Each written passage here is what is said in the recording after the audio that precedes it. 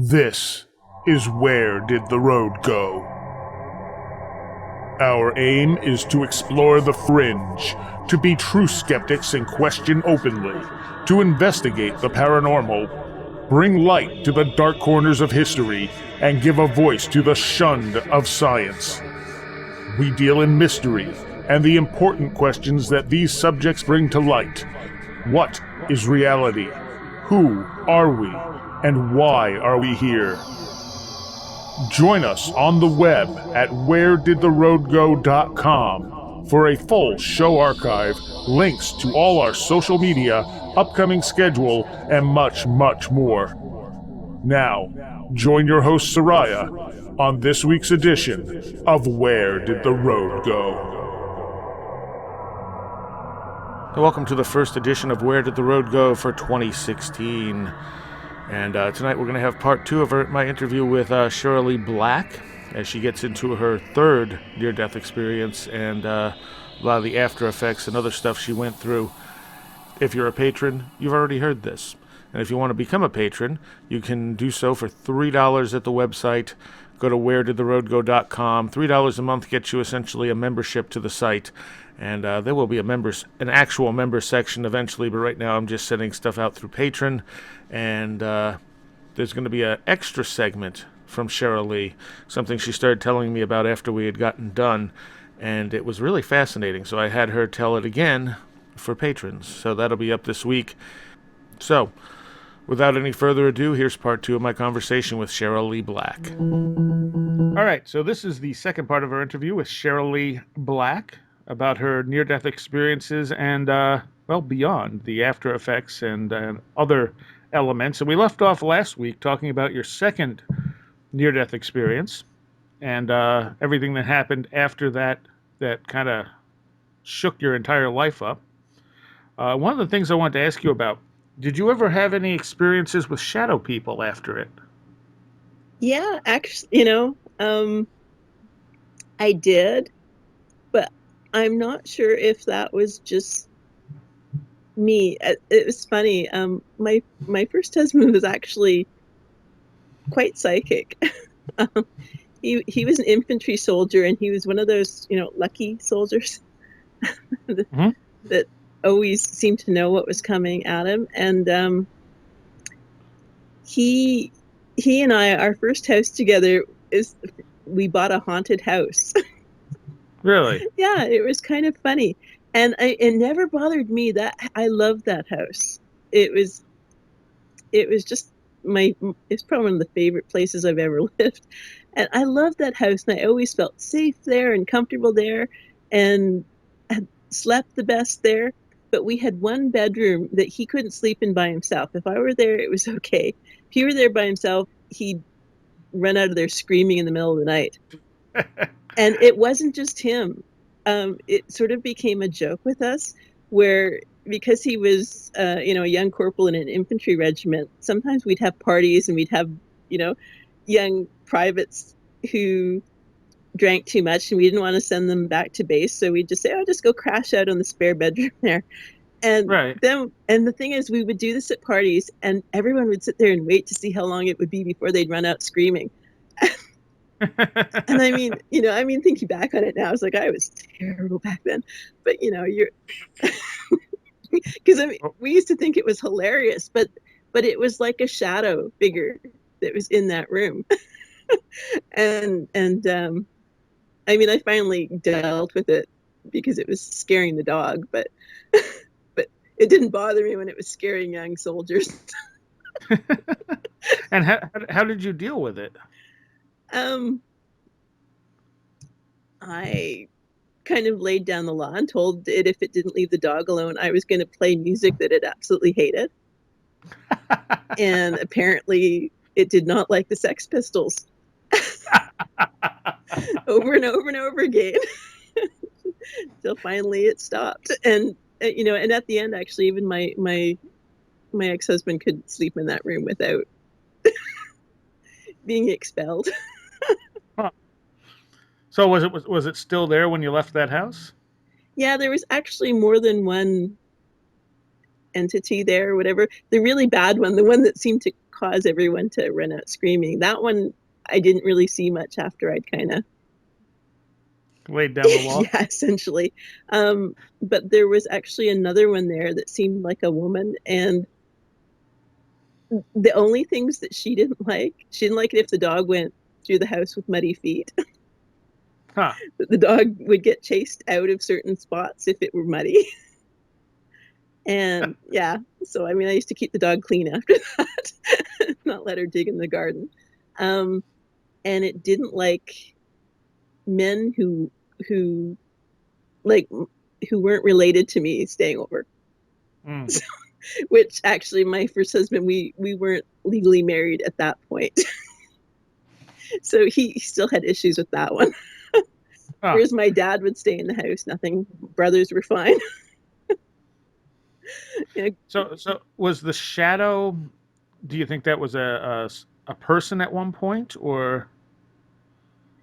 I don't know what it was. Like the shadow was the really scary one, and I didn't like the lady.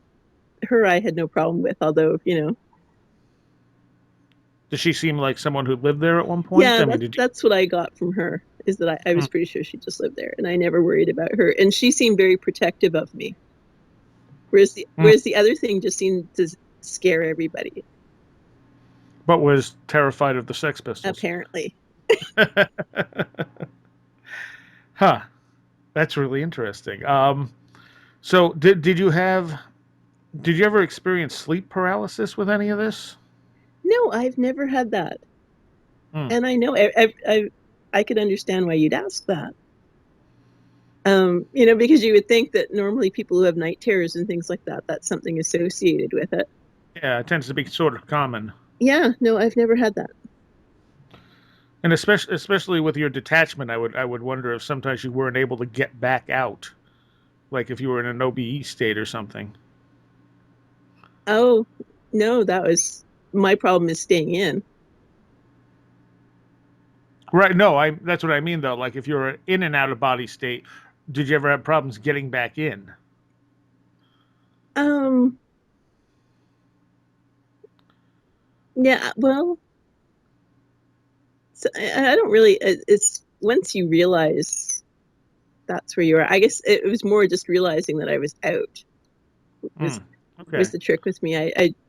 It took me a while before I understood that I wasn't in.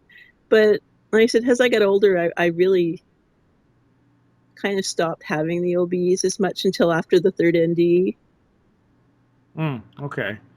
Well, I guess the other question I wanted to throw at you, and this is just totally speculative, is why do you think it feels more real than real in these experiences? Oh, that's a good question. Of course it is because you're an interviewer and that's what you do. Um, um, I think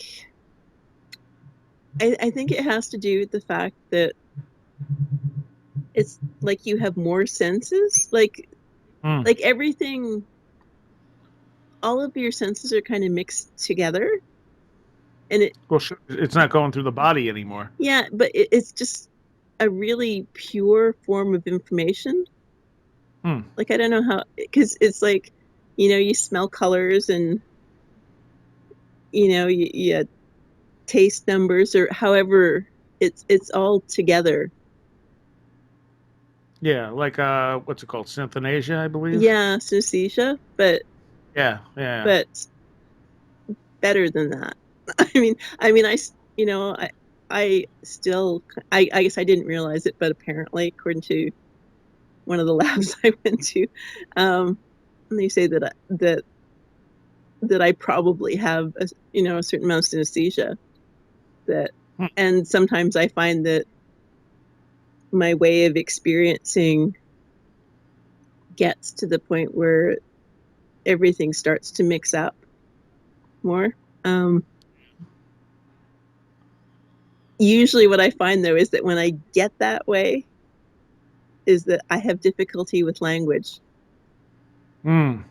Yeah, I know. I noticed in the excerpts of the book you sent me, there's a couple times where you said you couldn't form words Yeah, after certain experiences. yeah, and you would think like anyone who'd known me for 5 minutes would kind of clue in that if I was having trouble finding words, that there was something off.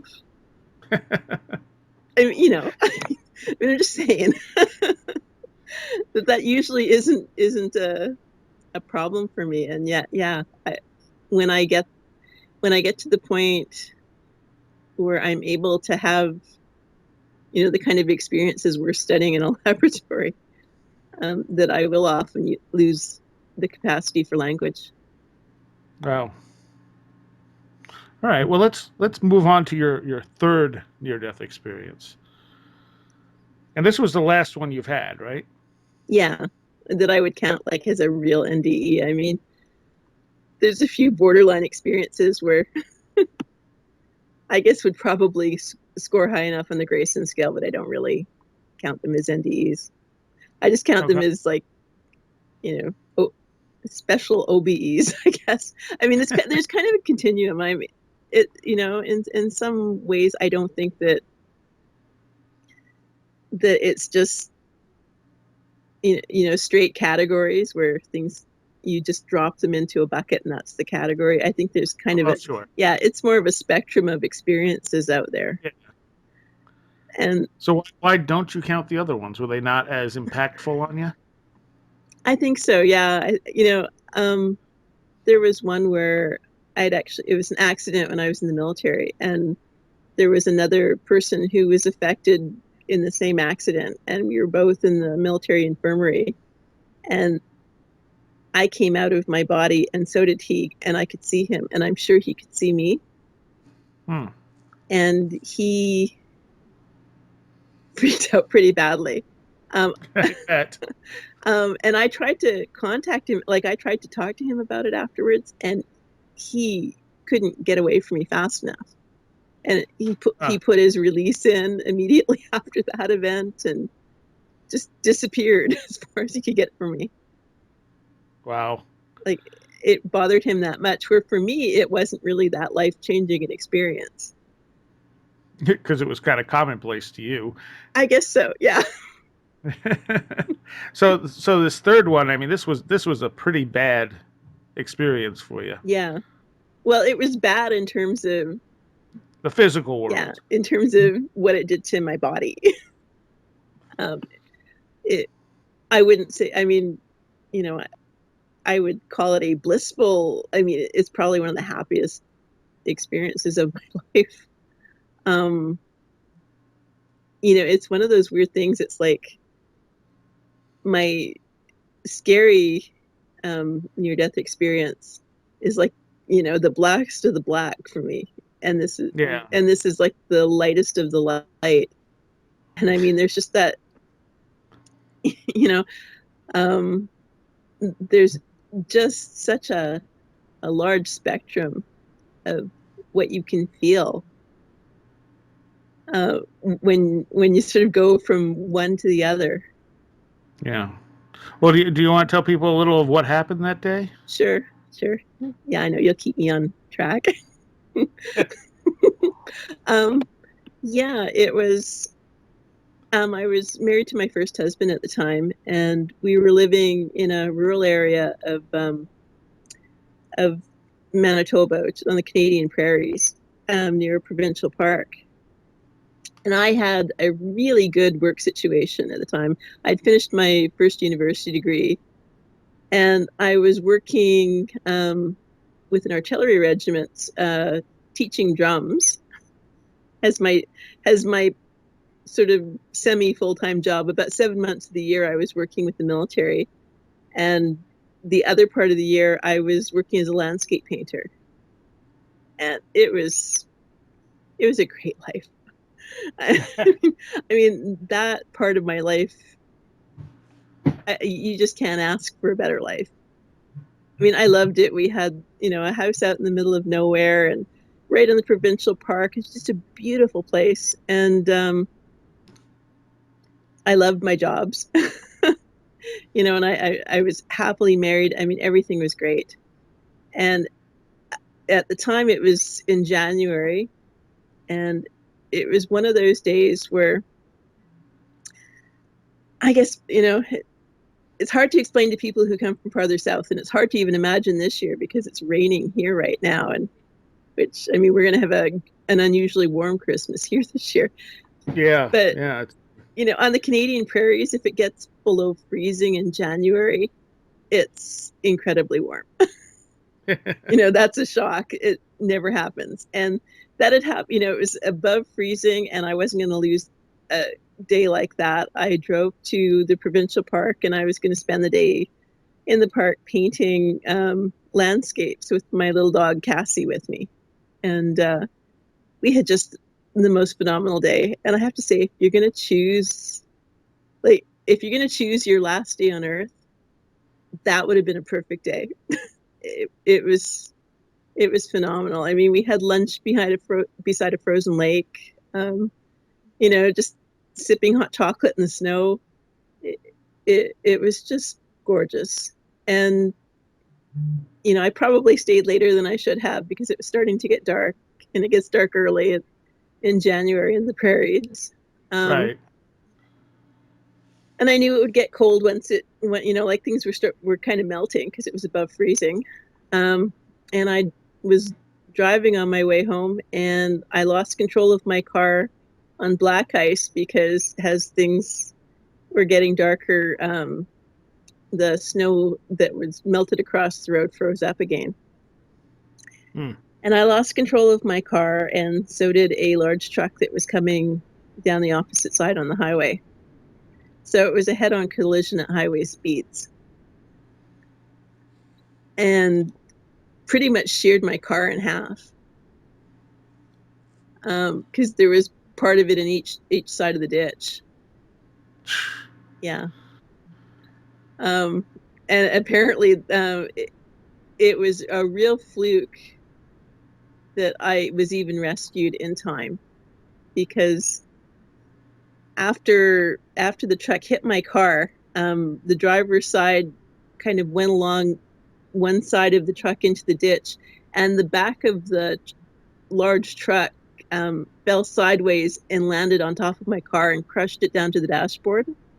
Oh. Yeah. So one of the things that saved me was that the driver's seat had broken, and I was flat on my back when the car crashed down on top of me. So I was underneath a truck in a ditch in half a car. Man. Yeah. So yeah, it's not in good shape. And I have no memory of that part of it at all. Yeah. What kind of injuries did you sustain through this? A lot of broken bones. Cracked ribs. My leg was really messed up. I think my kneecap was broken into 5 pieces. Oh. Yeah. A lot of broken fingers and toes, fractured skull. Jeez. Yeah. It was not, and I mean, my whole face was just full of glass. I was so cut up. Everything was just shredded by the glass. And I mean, this was before there were airbags in cars, so there was really, nothing to protect me. And yeah, so injury wise, it was pretty bad. I was pretty mangled. I'm not sure an airbag would have protected you that much at that point anyway. Yeah, it might have protected me from the glass in the face. Yeah. I'm very fortunate that somehow I managed not to get any glass in my eyes. Yeah. When everywhere else, I mean, glass in my nose, glass in my ears. Everywhere else, my eyes were fine. Like, I have no idea. What's the last thing you do remember of that incident? The last thing I remember is my car radio started to go off. Like, it was weird because when I was driving to the park, my car radio went to static in exactly the same spot. And then it picked up again. And it was like a brand new radio. It had been a Christmas present. And and I was thinking I was going to have to take it back to the shop that had just installed it because it wasn't working. And then it started working again as soon as I got to the park. And on the way back, it was working fine. And then the last thing I remember before the accident was that car radio went off. And that was kind of it.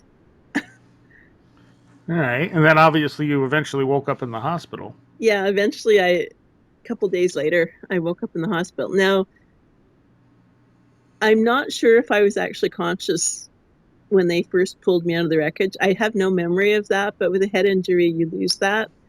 Yeah. And I've only ever had kind of third person accounts of of what other people said happened. I mean, there was a newspaper report.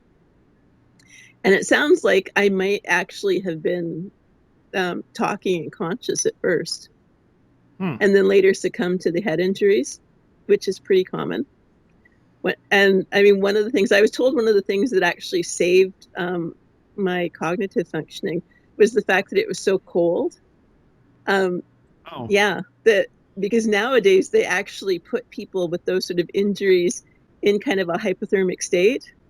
Yeah. And that was it was because I was basically stuck under a truck in freezing temperatures for a while that probably saved a lot of my cognitive functioning.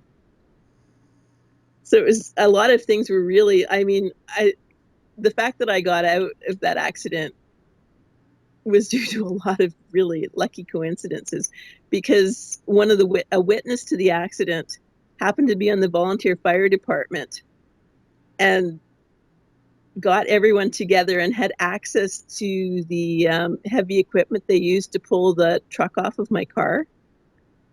Like you figure, I was in a provincial park in the middle of nowhere in January, and they had me out of that wreck in about 20 minutes. Wow. Yeah. Yeah. I mean, it was just everybody who needed to be there just happened to be along that. I mean, it wasn't even like there's like the Trans-Canada Highway, which is like the one highway in Canada, as everyone jokes. Yeah. And this is like just a little provincial highway that went through the park that wasn't really used other than in the summertime. So the fact that everybody who needed to be there was there still blows me away when I think about it. But yeah, I may have actually been conscious for a little bit, which is kind of weird when I think about it, because everyone talking to me would have thought I was conscious and would have thought I was capable of forming memories, and I wasn't. I mean, to me, that time is lost to me, and it's like I wasn't conscious at all. And yet, when I went unconscious for what everybody here would think about it, that's when I was having the most vivid, realer than real experiences of my life. All right. You want to talk about those a little bit? Yeah, that's I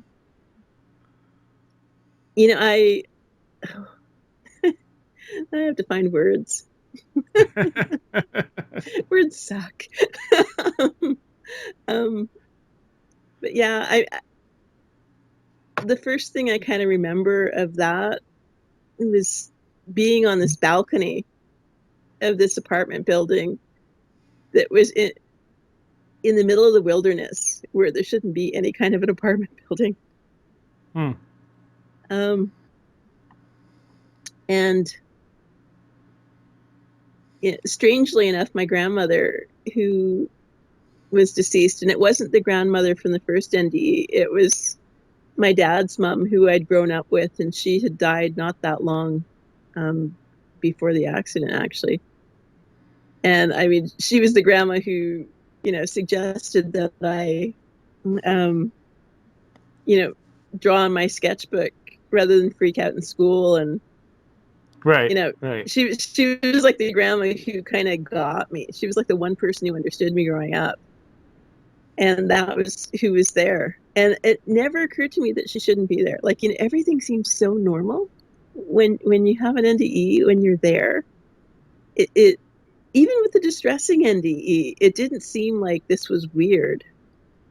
Well, kind of like a dream state. I mean, you can have the most bizarre things happen in a dream state, and it doesn't occur to you until afterwards that, hey, that was weird.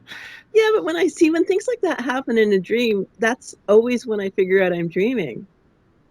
True. Like if something goes on in a dream, I'm really quick to go, this is a dream. But I, Yeah, that's generally what happens with me too. Something doesn't fit, and I think it out for a moment and go, "Oh, this is a dream." All right. yeah, but like I knew when I saw her that she was deceased, and it was absolutely how it was supposed to be, and Hmm. everything was great, and I was just incredibly happy and loved, and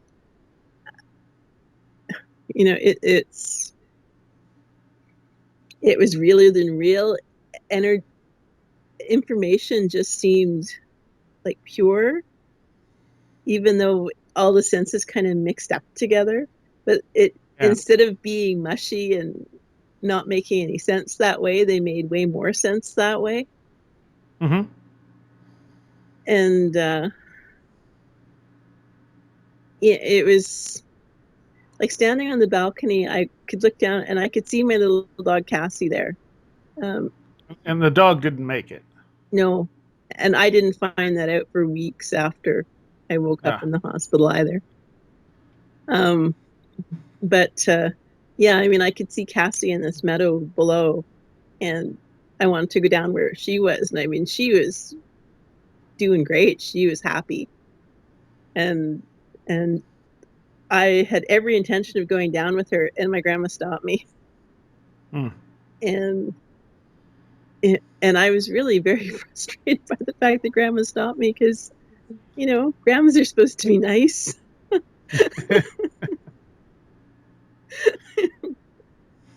and it was hard to understand why I couldn't just go down there and be with her, uh, Yeah. and um, and my grandma kept saying that she was going to get me through everything, and I was thinking, get me through what?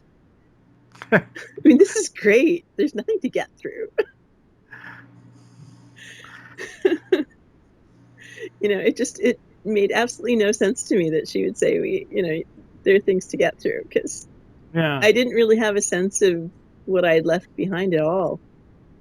I was just Hmm. where I was just home, you know. Yeah. And oh, you're gonna have to keep me on track here because Well, where did the experience go from there? um there was a lot too. I mean, there's so much that I can't really describe. Hmm. Um, but she kind of let me know that I could stay there on the balcony for a little while. But she kept saying I was going to have to go back, and I didn't really clue into go back to what. Um, And that's interesting because because you never got those memories back, that you couldn't remember what you came from.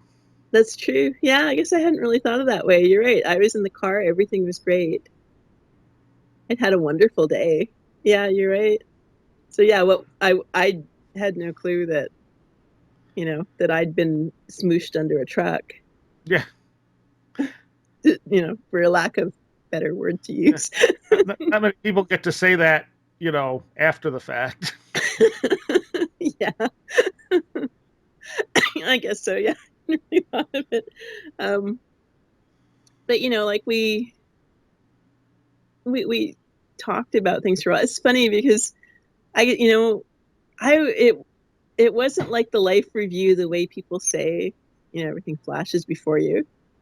Right. It was more that my grandma and I just kind of talked about life, Hmm. and I mean, she even told me some of her regrets in life about things that I had no clue about. Like one of the things was that she regretted being mean to my mom. Um, my parents were married as teenagers, and my mom did not get along with grandma. Yeah. And my grandmother. was pretty hard on my mom, and I had no idea. I didn't even realize that my dad's family didn't like my mom's family. It didn't occur to me until after this NDE that, looking back, I don't recall ever seeing them all together at one dinner. You know, I mean, because there'd be dinners at one set of grandparents' house, and there'd be dinners at the other family's house, you know? It's just how things are. Yeah, it didn't occur to me that, oh, they don't really get along, because they didn't act that way. And so, you know, my grandma kind of told me some of the things about the things that she'd done to be mean to my mom that she regretted. And after the NDE, I actually asked my mom about that, and I found out, yeah, that grandma actually did that. Wow. Which is, you know, it was like, wow, my grandma could be mean. Who knew? I didn't ever guess that. So you got a little bit of verification there too, Yeah, at least for yourself. yeah, I did. I mean, there was, you know, a number of things actually, and it wasn't just like the life review where you just find out what you did in the past. I actually got like things that were ahead of me, Mm. you know, and I actually tried really hard to avoid some of them, and it didn't work. Huh. Um, yeah, and but it was like it was funny because it wasn't like we were talking with words or anything either. There was all this information from her, and Right. but it was just information. It wasn't language. It was just better than that. And even time, like even though I can think about my NDE kind of going sequentially, and it seems very orderly and it makes sense, but it also doesn't, because there wasn't any time. Like it was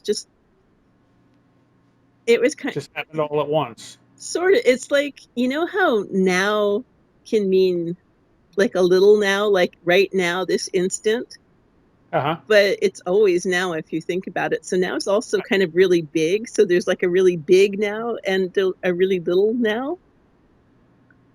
Hmm. And that's kind of how I think of it, that it was really big, but it was also really tiny and precise too. You Interesting. know, like there, You know, I've heard a lot of people describe that it feels like time doesn't exist anymore. yeah. And yet I know, and yet it doesn't make sense that, well, if it doesn't exist, how can you come up with a narrative that Right. and that goes in an order? But you Well, can. that's why it's so hard for you to come up with words. Yeah. Yeah, exactly. You know, and Does it feel like you have to sort of dumb down the experience to express it in terms that this reality reflects? oh God, yeah.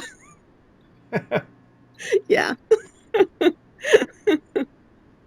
it does. You know, and I mean, like I've talked a little bit about it in public, and you know, and I do that. Well, even here, you have to dumb it down because it doesn't really work otherwise. And I've sort of tried to be more open to things because I know that you're interested in it, and you know, like you were interested in hearing about the negative NDE, even though that's kind of a no-no to talk about that one. Well, that makes it even more interesting to me. Yeah, but you're not normal. That's true. You know, I But also with things like that, I feel it's important that people out there know these things happen because chances are somebody listening to this show has had a negative near-death experience, and if they're afraid to talk about it because they think it means there's something wrong with them or that other people don't have these, they need to know that that's not the case. yeah, no, and I agree, and I know that if you only talk about the blissful NDEs, you're missing out half the experience. Yeah. And I, you know, and in some ways, the dark NDE makes this NDE so much brighter. Mm, that makes sense. You know, it's like, you know, it has to get dark out before you see the stars. Yeah. All right, let's take a break right there, and we'll be right back with Cherylee Black. Where Did the Road Go can be heard first and usually live on WVBR Saturday nights at 11 p.m. Eastern. Go to wheredidtheroadgo.com to ask questions of our live guests through the chat room. Where Did the Road Go is then re-aired on Dark Matter Radio and Deprogrammed Radio. You can download all shows for free on the website, and you can subscribe to us on Stitcher, iTunes, YouTube, or Vimeo. Additional content can be found on our video channels. You will also find our upcoming schedule, book reviews, blogs, free book downloads, links, and more. We are also on Facebook and Twitter, and if you want to help support the show, there are links to donate to us. Everything you need can be found at wheredidtheroadgo.com.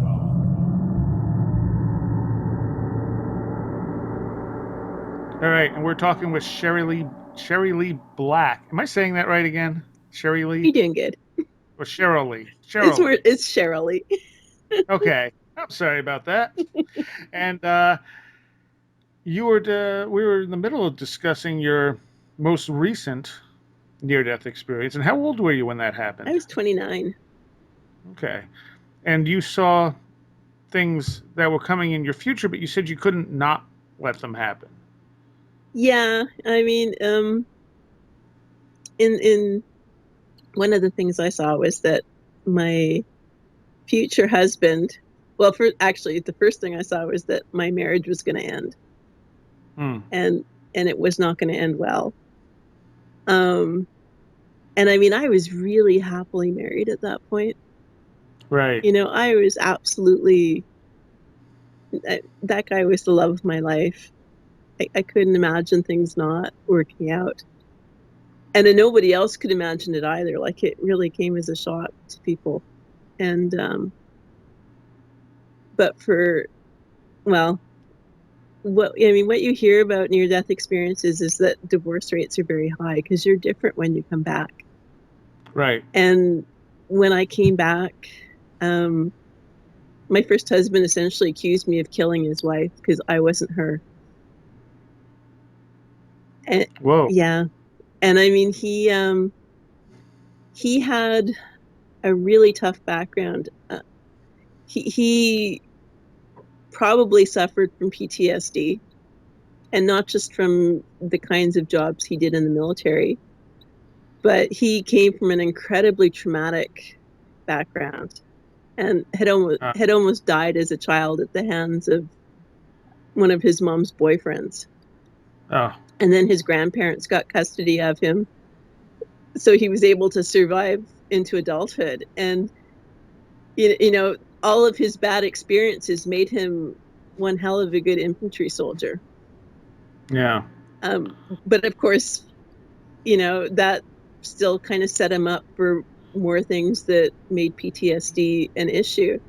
And he kind of got through life. He was a very rough guy when I met him. I mean, I met him through the military. I was working in the military, and he was not the kind of guy that I would have thought I'd ever be married to, because he really was one of those absolutely scary dudes with dead eyes that go to parts of the world and do things that no government admits to. Right. And he seemed to get through everything. When I first met him, he was like a party dude with a Camaro. Yeah, he had a gorgeous car. It was an old vintage Camaro.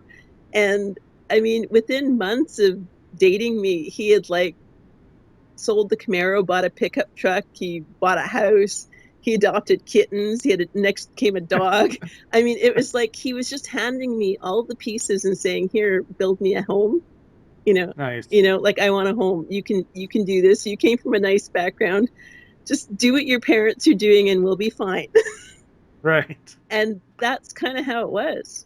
You know, he kind of gave me all these pieces and we built this life. I mean, I mean, he asked me for years to marry him. He, you know, he got my relatives involved in talking me into it.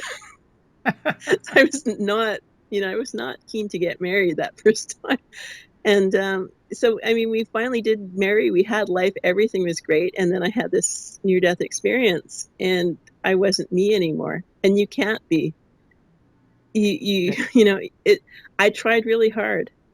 I mean, I basically tried to impersonate myself, you know, and to be who I was before the accident. And yet I had seen all of these things. You know, I kind of connected with that bigger self, and it wasn't so alien and adult as it seemed when I was a child going Right. through it. It was much more manageable somehow, although still you can't carry all that back here with you, but it's not as well, I guess it's not as adult. But so I tried to impersonate myself, and he wasn't falling for it, and he knew. And it just got worse and worse. And he felt like he was off on winter warfare exercises when the accident happened. And they came to get him. And I guess they were expecting at that point for him to identify the body. Right. So it was not looking good at that point. And then when he got to the hospital, you know, I was still alive and things were going okay. But when I first woke up, I didn't recognize him. And that was horrible for him. And I don't remember that because I still wasn't able to form memories because of the head injuries. Right. And, you know, our marriage didn't really last very long after that. And because of the PTSD, he actually became quite dangerous to both of us. Yeah. You know, and now, how much of this did you see when you were in that near death state? I think I saw pretty much all of it, but I only carried so much back with me. Gotcha. You know, like I think it was all there. I think there was a lot there because it seemed like I just knew everything when I was there. But coming back, there was only so much. But I do remember, you know, like I remembered that it would get pretty bad. I mean, our marriage ended violently, and yeah, and I'm very lucky that I survived it. That was actually the next time in my life where there was RSPK kicked in. Yeah, that's probably what saved me. I didn't know it was me doing it that time either. The whole house came alive, and he ran out the door. And the next thing I knew, he'd actually gotten arrested because they thought he was crazy. Because he was dumb enough to say stuff, I'm guessing. I don't really know, but I know that they kept him for observation. So I'm thinking he probably said that he'd seen, whereas I was there going, nothing happened. I don't remember any of that because I knew, I know better. Yeah. You've learned that lesson. Yeah, I'd learned that lesson. But yeah, but that was one of the things that I saw during my NDE that did happen, and I tried very hard not to let it happen. Did it leave you feeling just powerless as it was unfolding around you? The thing is, when you have a near-death experience, you're much more sensitive to what people around you are feeling. You become much more empathic when you come back. And when you're married to somebody and you love them, you're already pretty empathic when it comes to that individual. Right. And so I was incredibly connected to him. And you have no idea how heartbreaking it is when the person you were that connected to wishes that you were dead. Yeah. And it just got to the point where I was just going to let him kill me. I just gave up. Like, like I knew that this was it. And I knew that that's what he was going to do that night. And I was just going to let him. Wow. Yeah. And then I don't know if it was my RSPK or both of our RSPK, or maybe some part of him didn't want to do it. Maybe, like I talked to a psychologist who knows about, psychokinesis, believe it or not, there are some. And he said to me that it makes sense to him with the PTSD that, on some part of him probably didn't want to do it, that he knew it was the disease that was trying to kill me, that he didn't really want to. And that's why everything came alive, and he ran out of the house and I hid under the table with the cat. Wow. Yeah, But you had obviously seen more positive stuff in your future after that. I did. I saw that I'd be getting married again, Hmm. and I was very reluctant to that time too. I feel badly because I love my husband dearly, but I made him like ask me over and over again for about 5 years before I said yes.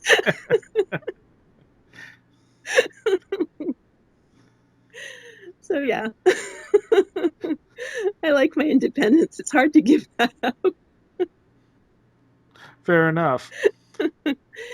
Um, so with the so you saw you had this conversation with your grandmother. Where did the experience go from there? The experience itself, we started off on the balcony and then we kind of went inside to the apartment, and And we had tea and cookies. how long did it feel like you were there? It felt like a really long, long time. Hmm. Like I couldn't even put a time. Like it seems strange that it, time was going by, but it didn't really. There was time, but there wasn't time. Right. So it's hard to say. But there just so much happened that it seems like it had to be like a really long, long, long time for all the conversations we had and all the cookies I ate, and and I remember getting dark outside on the balcony, and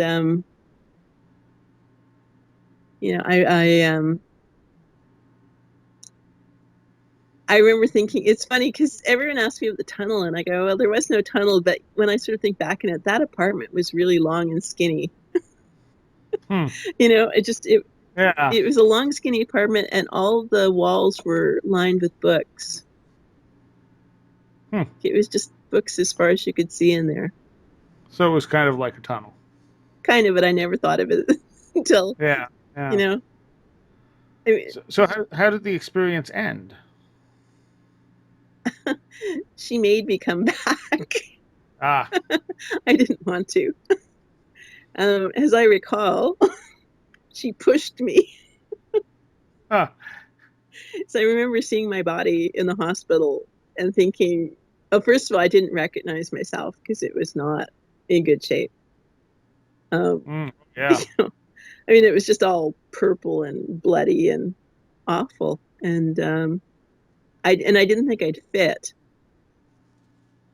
I just seemed so much bigger than that body. Hmm. And she pushed me. And I remember thinking, how could you do that? Like, grandma, like, that isn't nice. Grandmas are not supposed to be mean. But, like, I kept seeing her, like, she kept her word about getting me through everything. I kept seeing her throughout my recovery. Well, I still see her sometimes, but she was there the whole time. I remember trying to tell the doctors, because the doctors came and told me that I wasn't going to walk at first. And I looked at the guy and I said, of course I'm going to walk. Grandma's told me I was going to walk, you know. Of course, everything's going to be fine. Grandma said so. And then they kind of say, well, you were hit really hard. Well, sure. Yeah, and at one point they sent a psychologist in to talk to me, and he was trying to convince me about, just the direness of my situation. And I'm like going, no, that everything's fine.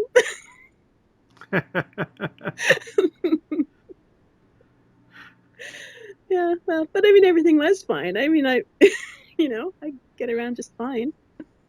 How long did it take you to recover? Um, to be able to do some things took quite a while. I think walking upstairs normally took 2 years. Wow. But I mean, I was in the military. I was playing drums, marching with a drum on parade within months of the accident.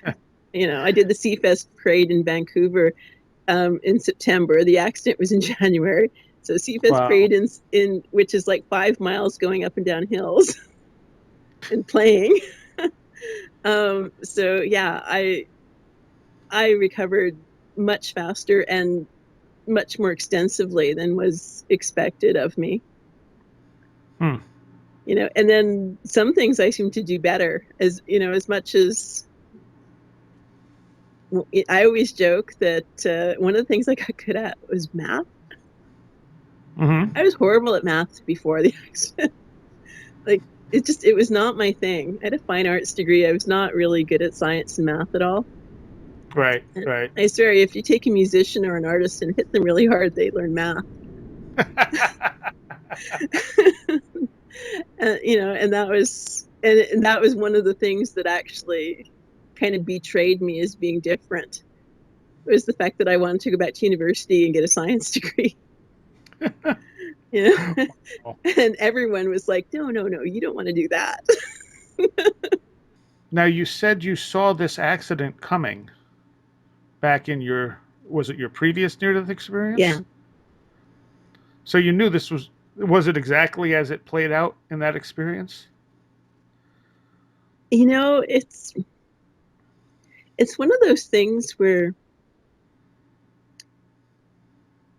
until you're there, like, even though you know it's coming, until you're there, you don't realize this is it. Hmm. Like, this is what I've had. What you saw, yeah. Yeah, and I kind of talked myself out of it for a long time. It's funny, my first husband actually didn't want me to get a driver's license either because he had nightmares about me being in a car accident. Hmm. And and I didn't for the longest time, but at that point we were living kind of out in the middle of nowhere. He was in the infantry and he was gone a lot of the time, and I needed a car to just to get groceries and stuff when he wasn't there. And so it really wasn't an option not to get a driver's license. Right, right. And so Did you know how old you were going to be at the time when this happened, or was it just something in your future? no, I had no idea Okay. how old specifically I was going to be. It was just, I remember that I knew that was coming. Like I said, it's one of those things where when you're in the near death experience, like, you have all this knowledge and you just get fragments of it when you get back here. Yeah. You know, What did you see? I don't know if you've even tested this, but did you see any change in your IQ through the three experiences? um, well, it's hard to go from the first one because I was so little. Right, right, I yeah. mean, I was precocious to say the least. I mean, I started school early, and my mom always used to laugh about how I could sign my name before my older brother could because she used to take me cross border shopping and you could bring back stuff if you could sign your name. Hmm. And I could do that before kindergarten. So, and he couldn't, Wow. and he couldn't.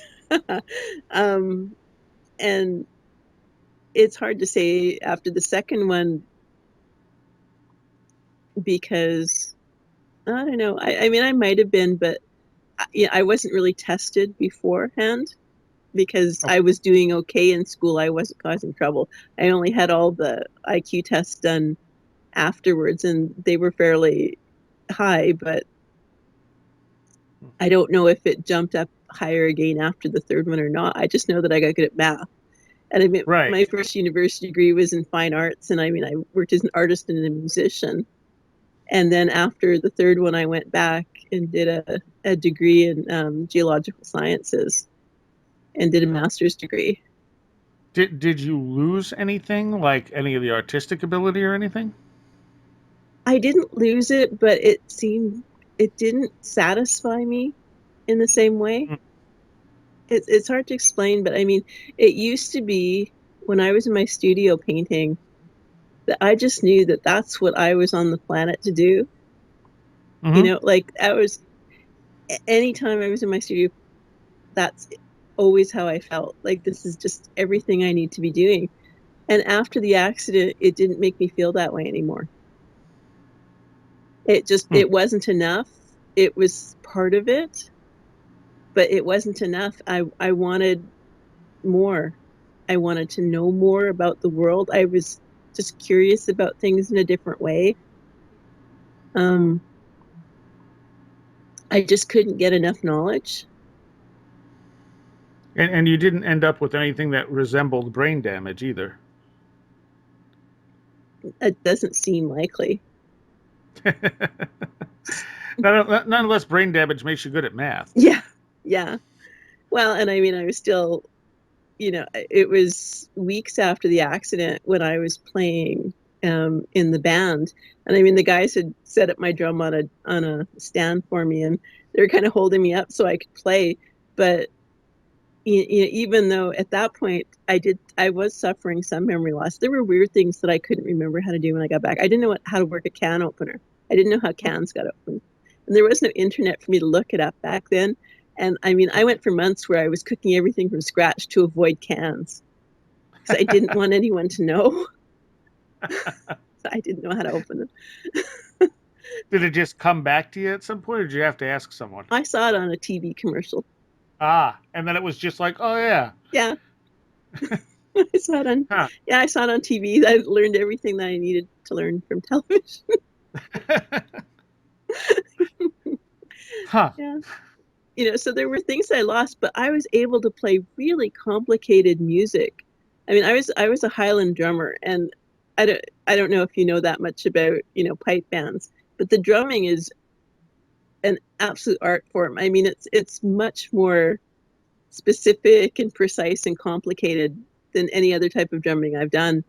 And had no difficulty whatsoever, like within 2 weeks of getting out of the hospital, of just playing those complex scores from memory. Hmm. I didn't Well, lose that.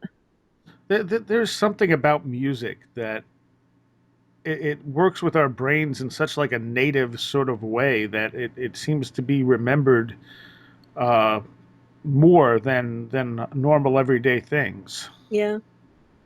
It's the patterns or something to it. Yeah, it's language, but it's without words. Yeah, yeah. And our brains are just hardwired to deal with it. It's like it's supposed to be there, Yeah.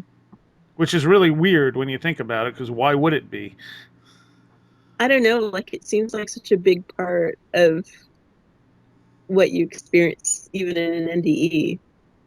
I mean, there's certainly music is Really? is part of the information. Oh, wow. Is it music you can actually remember? Or do you just know there was music there? I just know there was music there, but it Hmm. wasn't like anything I'd heard here, and I don't think I could replicate it. But I remember there was music there, and Wow. it seemed to have just incredible meaning, um, Hmm. like and almost consciousness itself. Wow. All right. What were some of the after effects of this experience? Um, well, I mean, I told you there was poltergeist activity. Right. Right. Did that increase even more so? Well, that was just one really big kind of booming experience of it. Okay. But I think that I became much more electrically sensitive, like in electronics and lights and things became my enemies. uh, you know, um, and I mean, back then there just wasn't as much of that around, so it wasn't as Right. big a deal. I mean, as I've gotten older, it's become more problematic because I have to share my universe with computers now, and Yeah, and they don't like those electrical instabilities. no, they don't. Are you one of the people that knocks out streetlights? Yeah, Yeah. yeah, I do that, and my husband laughs, and I get annoyed at him because he'll kind of bug me to see if it'll set it off. He thinks it's funny. Okay, that is kind of funny. It's not funny. It must be a guy thing. I don't know. Um, and you also said you had some experience. This is actually how we started talking. You said you had some experiences with Kundalini because of this as well, right? Was it the third one that set it off? I would say actually, yeah. I mean, I didn't really like I didn't know what Kundalini was. So Yeah. so yeah, I know when I actually OBs apparently are considered part of that according to some of the stuff I've read by Barbara Whitfield, Hmm. who has mentioned that, which I wouldn't have guessed that was a part of it. I mean, certainly, feeling kind of blissed out, like, Yeah. because it's not uncommon to kind of feel connected to that light again. Mm-hmm. Certainly, when I was in art school, I actually seeing auras is considered part of Kundalini. Yes. Yeah, and I mean that for me started after the second NDE. Well, it seems like Kundalini actually sets all these other abilities off as well. Yeah, yeah, like it's hard to say which is the cause and which is the effect. Yeah, Yeah, yeah, exactly. yeah, yeah. Like like does Kundalini make you more likely to remember a near-death experience, or does having a near-death experience make you more likely to report Kundalini? Right. Yeah, that's a very good question. Yeah, and And I know Dr. Ring, when he did his work, that was one of the findings he had, is that so many people with near-death experiences also had Kundalini symptoms, and people who reported UFO abductions. yeah, yeah, I know. And I was actually surprised, when I found that out because you always think, how can they be like us? There's this us and them. Like there's yeah, NDEers and then there's UFO people. but I mean, if you think about your second experience there and the things that happened to you afterwards, where you'd feel these things in your room, I mean, that's part of the abduction Yeah, it experience. is. I know. And It's a different face, but it's the same archetype of the experience. I know. I know. And I felt, and there were times when I felt myself being pulled away from my body and taken away. Yeah. You know. So there's obviously a connection here somewhere, and I mean, I think it almost begs that you have to toss out the extraterrestrial idea, Yeah. and a lot of people have a hard time with that because it's what it looks like.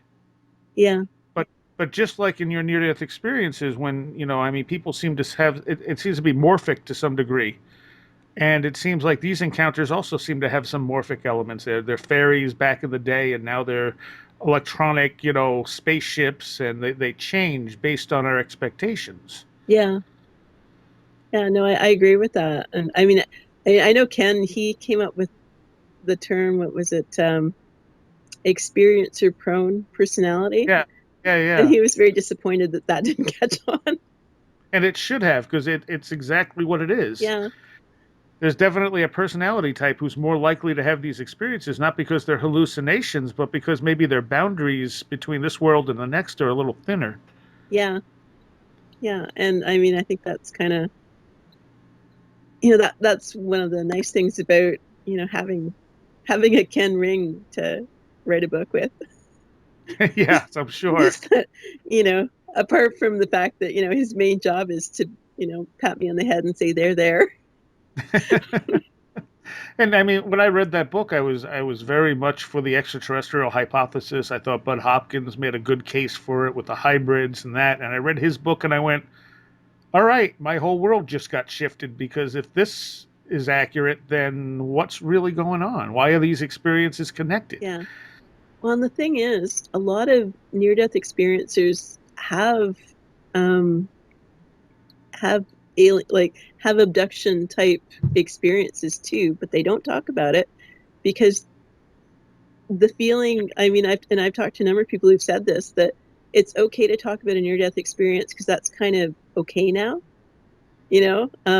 Proof of Heaven came out and suddenly we can talk and it's okay.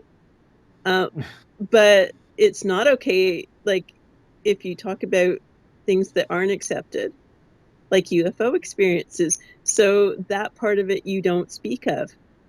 And Yeah. and yet it's actually pretty common, um, to have both.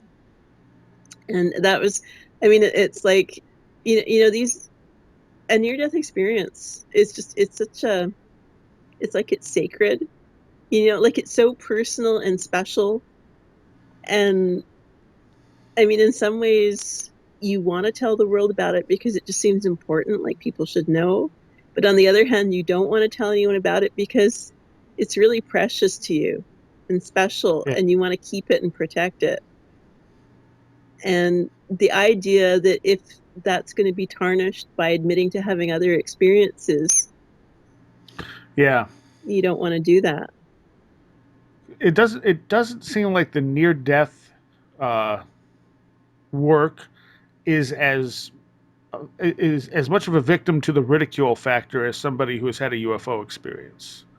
It's not, yeah, it just isn't. And I think, I mean, part of that is unfortunately because it's been co-opted a little bit by people who use it to kind of push religious ideas, Sure, sure. or various ideas. I mean, it gets it gets turned into religion a lot.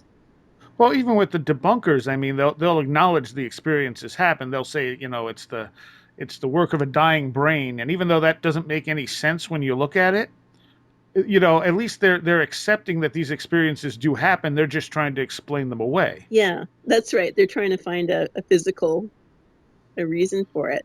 And Right. of course you can't also explain away, like there's a lot of really good research showing that there's the changes, that there are Yeah. profound changes in people who have these experiences. And And normal like hallucinations and stuff don't do that. no, no, and I mean, and that's something that I think the near death community of researchers has done a really good job of, is showing, how these experiences change people in ways that mental illness and drugs, and like one of the things I've seen Bruce Grayson talk about is how with mental illness, if you medicate mental illness, you can control it. If Uh-huh. you but you can't medicate away a near death experience and what it does to you. Yeah. Right. And there's a really big difference there. And that makes perfect sense. I mean, because it's a different effect. Yeah, You're having a profound experience and you're connecting to something other as opposed to just hallucinating within the confines of your mind. yeah, yeah. And actually, like if you look at, say, Eben Alexander's experience, he actually had some parts of his situation where he was having hallucinations, and as he was coming back. Hmm. So, having a near death experience doesn't preclude the other things, Right. Oh, of course you not. know? So you have to kind of be able to separate the different issues that can be there. And it seems like, as we were saying, that the mind and your expectation plays a big part in what you're experiencing and what you're seeing, which means that it's not empirically real like things here. I mean, like we can all agree that, this is a table or that's a chair. Even though we don't know that it actually looks the same to each other, we can at least come to a common agreement on it. Whereas there, it seems to be very, very subjective. The archetype seems to be intact, but the details seem to be subjective based on beliefs, deep down beliefs too, not just what someone says they believe. Yeah. Yeah. And I think, like, I know for what I experienced, that it's like there are no words for it.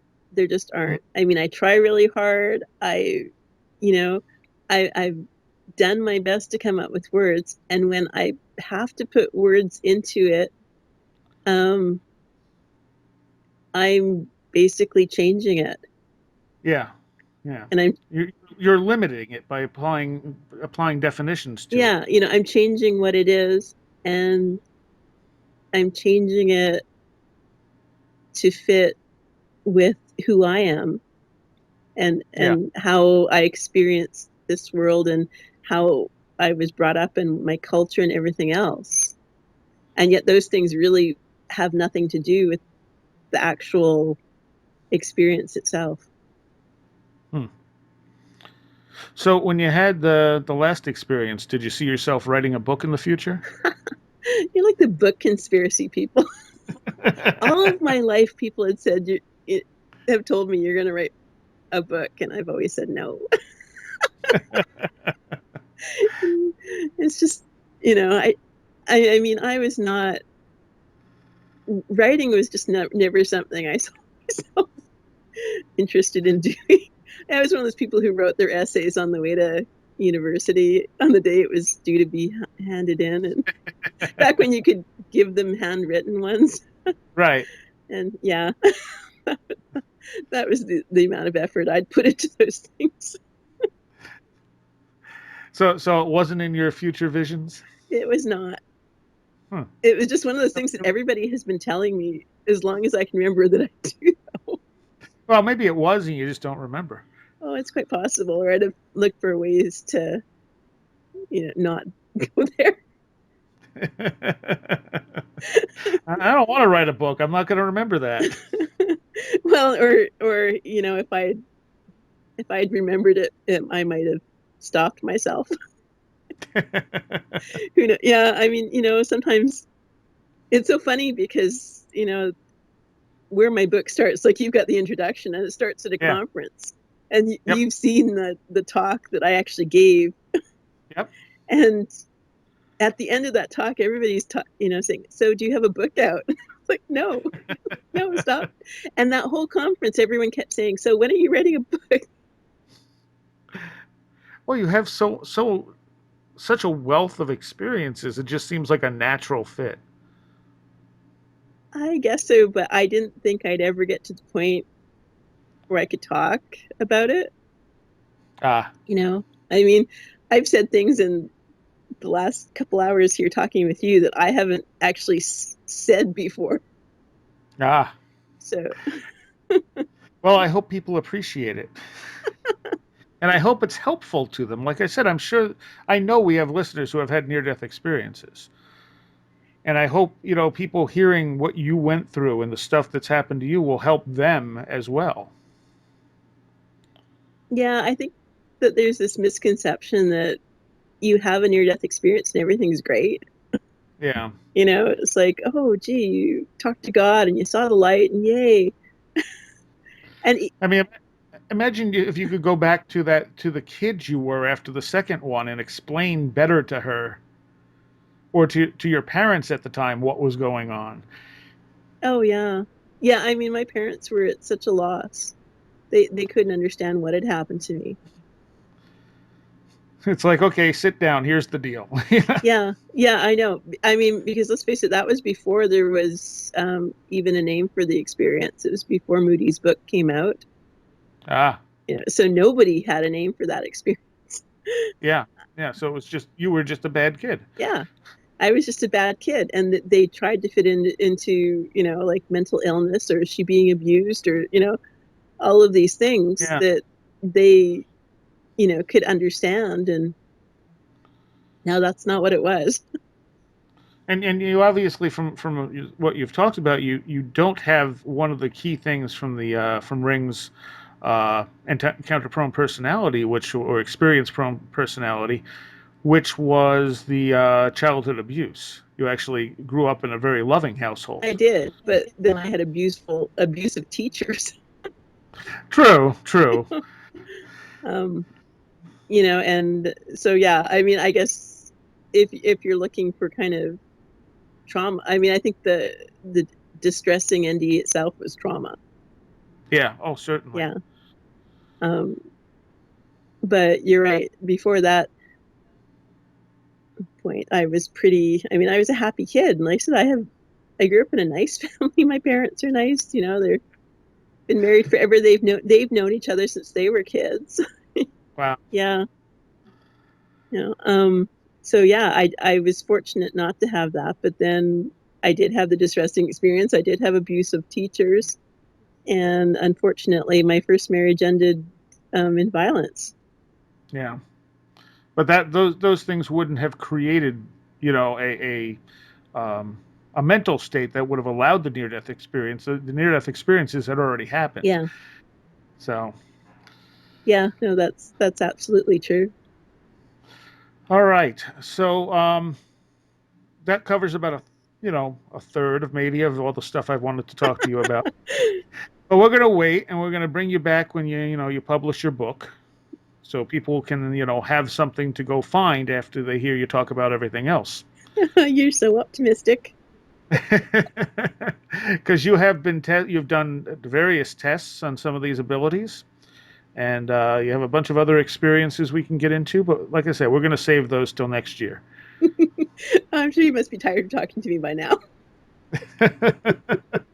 So I thank you, and I thank you for talking so candidly about all of this stuff. Well, thanks for asking me. I didn't know I'd actually say so much, All right. but you did. All right, and that concludes my talk with Cherylee Black. As I said, we'll have her back eventually to talk even more about the experiments and stuff that have been done with her, and even more of her after effects once her book is released.